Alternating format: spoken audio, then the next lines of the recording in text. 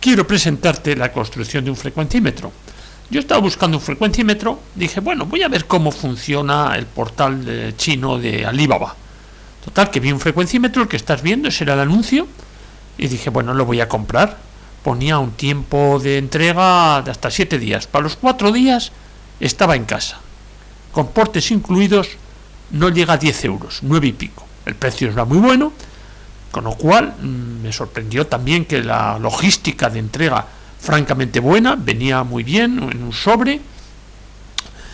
Pero cuando llega mi primera sorpresa, abro el sobre y me encuentro que no hay que hacerlo, que es un kit para hacerlo. Bueno, primera sorpresa, pero había un obstáculo más. No había nada de documentación, ni un esquema, ni nada. Bien, lo que sí que es verdad, que la placa de circuito impreso que estás viendo, por el lado que está serigrafiado, era perfecta. Con lo cual, además es una muy buena placa de circuito impreso, digamos, con los agujeros taladrados, con cobre y estaño por ambos lados. O sea, la verdad es que era muy buena. El único problema es que no había documentación. Bueno, pues si compras tú este kit, me gustaría ayudarte. Y como quiero ayudarte, pues he empezado a mirar lo que había en internet, que hay poquísimo sobre él, pero trabajándolo un poco lo tengo muy claro, y lo que ahora hago es exponértelo y animártelo a que lo construyas. Es una buena práctica de soldadura y un buen instrumento. Ahí puedes ver la placa de circuito impreso y empecé poniendo pues las resistencias de un K. Sí, te quiero hacer una aclaración. Aquí el código de las resistencias es un poco distinto al que siempre hemos expresado, porque es primera cifra significativa, segunda cifra significativa, tercera cifra significativa y número de ceros. Es decir, puede ser más preciso. En un momento determinado podría expresar, por ejemplo, 45,7 kiloohmios, porque hay 3 cifras significativas. Pero vamos, eso no es un obstáculo. Lo que sí hice fue quitarlas de esa tira y darle la forma a una, de tal forma que ya hecha una haría todas igual. Cuando he soldado estas resistencias he procurado poner todas en el mismo sentido. Eso le da una uniformidad y además te ves que vas haciéndolo bien, porque el valor siempre es el mismo, lo estás leyendo siempre en el mismo sentido. La única precaución, lo que te digo, que esas resistencias las puse todas en el mismo sentido. Como he dicho, hecha una ya se ponen todas. Entonces ahí lo que puedes ver es que ya he situado todas las resistencias de un K. Siguiente paso, lo que he hecho es ponerle el zócalo para el PIC. Hombre, visto así, hubiera sido más lógico que la pata 1 estuviese en el lado izquierdo, pero no, la pata 1 está en el lado derecho. Y ahora lo que ponemos es el display de 7 elementos y el punto. Ten cuidado cuando se saca de una especie de esponja, sácalo de forma perpendicular, que no se deformen las patitas que tiene, porque luego es dificultoso el meterlo. Y también he considerado conveniente, antes de ponerlos todos juntos, ir quitándoles la protección plástica que tienen. Es más fácil hacerlo uno a uno que cuando están todos juntos. Terminé de soldar los 5 dígitos que tiene y luego ya le puse el cristal de cuarzo. Como he comentado, es un cristal de cuarzo que funciona a 20 MHz y es el que da la frecuencia del reloj para el PIC. Lleva 4 diodos, luego ya explicaré para qué son los 4 diodos, y la única precaución que hay que tener es que poner el cátodo bien, pero vamos, miras la placa serigrafiada y verás claramente cómo hay en el dibujo hay una rayita que es donde tiene que ir el cátodo. Colocaremos 3 resistencias más, 2 de igual valor y una de valor distinto, pero ya digo, es muy fácil. Primero porque si son 2 se buscan las 2 iguales y luego queda una que es la distinta. Ahora colocaremos 3 condensadores de 22. Yo me imagino poner el número 22, no sé, serigrafía pone 22, yo me imagino que son 22 picofaradios. Lo curioso es que en el kit, en la bolsa que a mí me entregaron, pues tenía 4, es decir, me sobra uno. Ahora son 2 condensadores que ponen 102 y 104. Yo creo que estos son 102K y 104K. Pero bueno, para montar el kit me hace falta saber los valores. Simplemente donde pone 102 pongo 102 y donde pone 104 pongo 104. Ahora hay tres componentes aislados. El amarillo es un condensador variable, que es para ajustar la frecuencia de trabajo del PIC. Luego hay el hembra de la alimentación de 9 voltios. Y por último, un interruptor, digamos que tiene doble contacto. Es un todo nada, pero los contactos están duplicados y está pensado para el reset. Sí te puedo decir que meter ese componente es un poco complicadito. Por lo tanto, considero que lo mejor es hacerlo bien tangente y que fluya bien el estaño por el orificio del agujero, ya que no entra perfectamente en el orificio del agujero. Ahora tengo lo mismo, pero ya lo tengo todo montado, excepto los transistores. Los transistores y el regulador de tensión no lo he montado. Quiero presentarte un diagrama de bloques de lo que es este contador de frecuencia y probador de cristales. Lo que estás viendo es precisamente el circuito oscilador para ese cristal externo que tú le puedes poner para medir su valor de frecuencia de resonancia. Está constituido por un transistor, ahí no le he puesto todavía. Luego además estos detalles te lo daré con el esquema concreto. Puedes ver que también a la izquierda está el conector hembra de alimentación de esta plaquita. Ahí puedes ver una cosa interesante, que es donde va el regulador de tensión. ¿Por qué? Porque está entrando 9 voltios y el PIC funciona a 5 voltios. Y luego hay otro punto también muy interesante, que es donde entran los pulsos. Cuando tú quieres medir frecuencias precisamente y tienes que meter pulsos al circuito, lo metes por ahí, por ese flechita, ves que es ese segundo punto de la izquierda. Ese es el botón de reset. Yo no lo he usado todavía, pero ese es el botón de reset, que también explicaré para qué sirve ese botón de reset. Luego ves que en el zócalo he señalado dónde va tanto el de los pulsos. El de los pulsos ves que es el pin 3. Es 1, 2, 3. Ese es donde van los pulsos y donde va la salida del oscilador del cristal que quieres medir. Es, digamos, la puerta más importante para este circuito que tiene el PIC.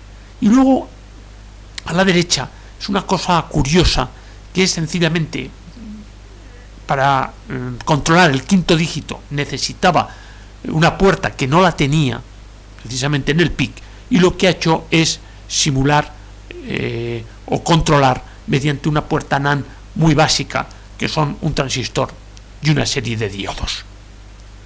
Es decir, mediante 4 puertas, 4 pines del PIC, controlo los 4 primeros dígitos del display, y aprovechando el estado de esos 4 pines soy capaz de controlar el quinto dígito.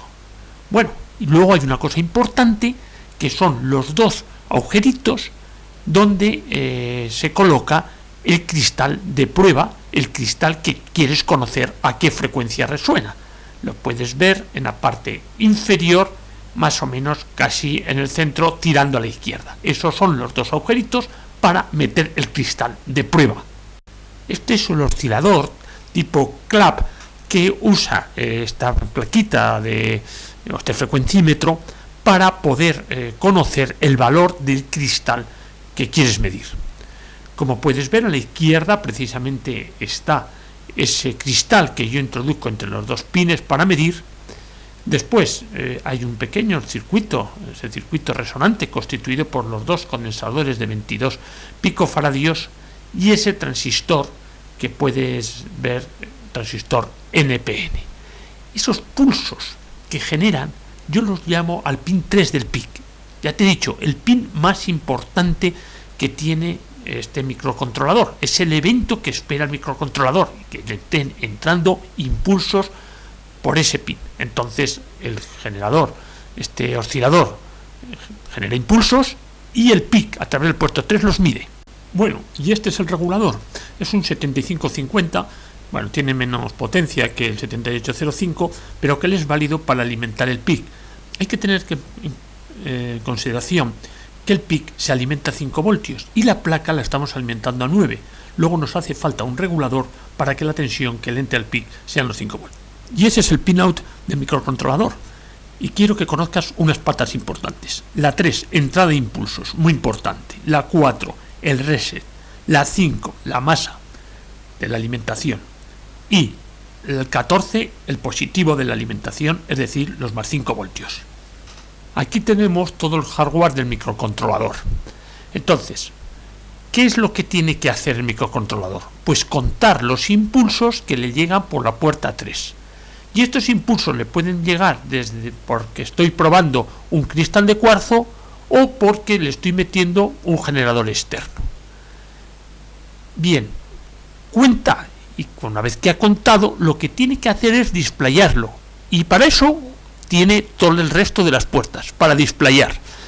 8 puertas los utiliza para los 7 segmentos y el punto. Hay que tener en cuenta que el dígito tiene 7 segmentos más el punto.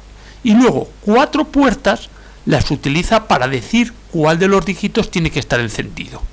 Y ese quinto dígito lo hace cuando todos los demás, digamos, están apagados. Y con eso controla que el quinto esté encendido. ¿Cómo funciona? Muy sencillo. Esto es una información multiplexada. Eso significa que él pone la información siempre sobre esos 8 pines. Y además dirige a qué dígito va. Y eso lo tiene que hacer cada 20 milisegundos, porque el ojo tiene una persistencia de 20 milisegundos. Entonces, cada 20 milisegundos, él pone unos 4 milisegundos la información en cada dígito. Y de esa forma lo vemos como si fuese una información continua. Pero es una información, vuelvo a insistir, que está refrescada cada 20 milisegundos. Y otros 2 pines, lo que utilizo es el cristal de cuarzo, que es la base de tiempos para el funcionamiento del PIC. Esa es la puerta NAND elemental construida con un transistor para, lo que he dicho antes, con 4 pines poder controlar el quinto. ¿Y por qué sucede esto? Pues sucede porque cuando, digamos, los 4 dígitos primeros están apagados, es decir, está todo 1, 1, 1, 1, este pone un 0 y ese 0 es el que da conducción al quinto dígito. La resistencia, que figura ahí con un valor de 4,7K en el PIC, vamos, en el circuito, en este caso es de 10K. He representado con detalle lo que es el pin 3 y lo he representado con detalle porque si estropeamos ese pin, el contador ya no nos sirve para nada. Podrás ver que por dentro, es decir, detrás del pin, en el PIC, protege esa entrada con 2 diodos. Y está muy bien que esté protegido, pero yo no sé hasta qué grado de protección, cuánto aguantan esos diodos, lo que yo pueda meter sobre ese pin. Una vez que ya ha pasado los diodos, ves que en entrada llega a un Trigger Smith. Trigger Smith tiene la facilidad de convertir a partir de cierto nivel de la señal, la convierte en cuadrada. Es decir, que una señal sinusoidal que yo le metiese ahí, ese Trigger Smith me lo convertiría en cuadrada. También es cierto que esa señal sinusoidal tiene que tener un cierto nivel. Él no puede hacer milagros, o sea, tiene que haber un nivel de señal sinusoidal para que después él meterla en cuadrada. Por eso me da la sensación que se puede meter una señal sinusoidal. Yo no lo he hecho, luego explicaré cómo he metido la señal del oscilador de radiofrecuencia sinusoidal, que es el objeto de esta práctica. Yo quiero medir la frecuencia de un generador sinusoidal, pero yo no me he atrevido a meter directamente. He preferido meterle una señal ya digital, una señal cuyo valor máximo sean 4,5 volt. De primera, si todo montado con el PIC, no me funcionó. Le puse un cristal grande ahí y no me funcionó. Entonces lo que he hecho es quitar el PIC y poner un cristal pequeño, que es el que puedes estar viendo ahí en la imagen.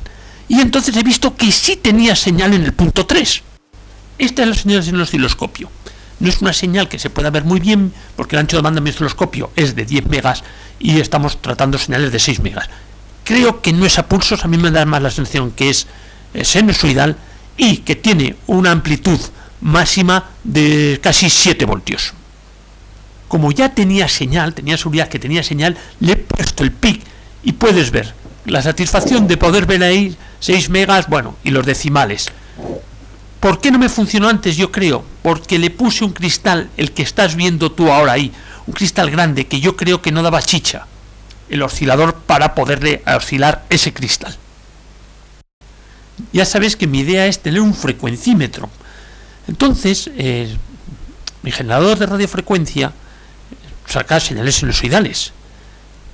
Yo siempre procuro proteger mucho la puerta 3, digamos el timing del PIC, porque ya vuelvo a insistir, si eso se estropea, le hemos estropeado todo el proyecto. Entonces lo que he hecho es un amplificador, como puedes ver ahí, y los transistores los he puesto en modo Darlington, pero no es, digamos, no es una estructura de Darlington dentro de un solo transistor, sino que he cogido dos N2222 y los he puesto en esa estructura de Darlington. Luego, ten en cuenta que yo esto lo estoy alimentando a 9 voltios, por lo que el transistor estoy a 9 voltios, por lo que a la salida tengo 9 voltios. Sí que es verdad que tenía una salida cortada y saturada a 9 voltios, pero vuelvo a insistir, eso a mí me parece duro metérselo al PIC. Entonces le he puesto un Zener de 4,5 voltios, que puedes ver ahí, y efectivamente, entonces yo ya tengo una señal de impulsos cuyo nivel máximo es 4,5 voltios.